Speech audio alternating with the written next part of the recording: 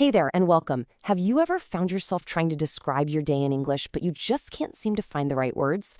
Well, you're in exactly the right place. Today, we're going to build the perfect toolkit of phrases to talk about your daily routine. Okay, let's dive right in. So, think about it.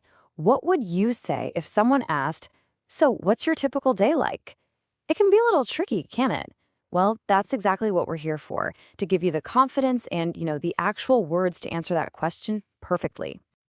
And to make this super practical, we're not just going to list a bunch of vocabulary. No, we're going to follow a character named Sarah through her entire day, from the moment she wakes up to when she goes to bed. This way, we get to see exactly how these phrases are used in real life. First up, Section 1, the morning rush. I think for a lot of us, this is the busiest part of the day, right? So let's see how Sarah talks about her morning. I usually get up at around 6 in the morning. Now, this is a perfect, simple sentence, and it actually has two really important parts we should take a closer look at. So first, we've got get up. This is the specific phrase for actually getting out of bed. It's a great example of what we call a phrasal verb, where a verb and a little word team up to create a whole new meaning. And then there's the word around. This is a fantastic little word that makes you sound way more natural. It just means approximately. So maybe it's 5:58, maybe it's 6:05. It gives you some flexibility. Okay, so after getting up, Sarah's morning has a pretty clear flow. She has a shower, gets dressed, makes breakfast, and then tidies up. The verbs here, has, gets, makes, they're like the engine of her routine. They're what drives all the action. Let's zoom in on that last one, tidy up. Just like get up, this is another one of those super useful phrasal verbs.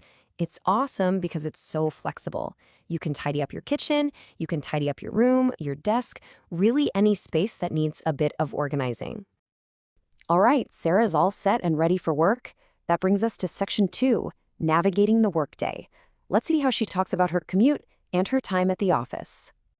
So how does Sarah get to work?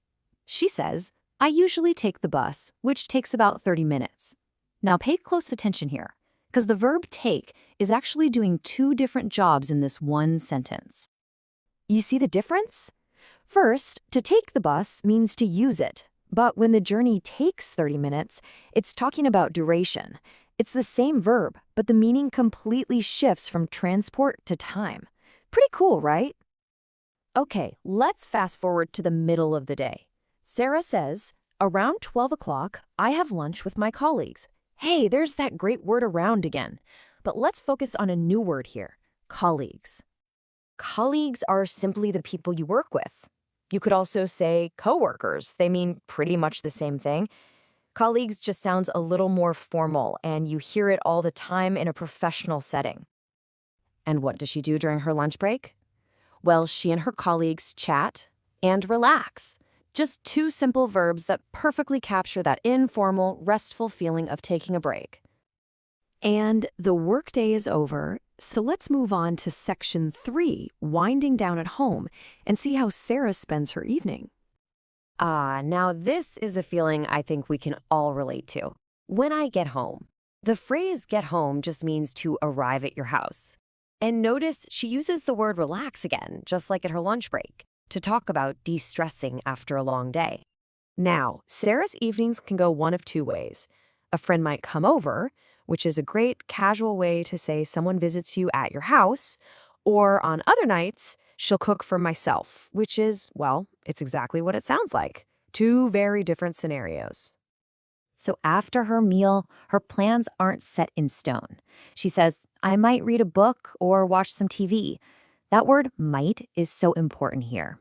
It shows that something is just a possibility, not a definite plan. Basically, might is your go-to word when you're not 100% sure about something.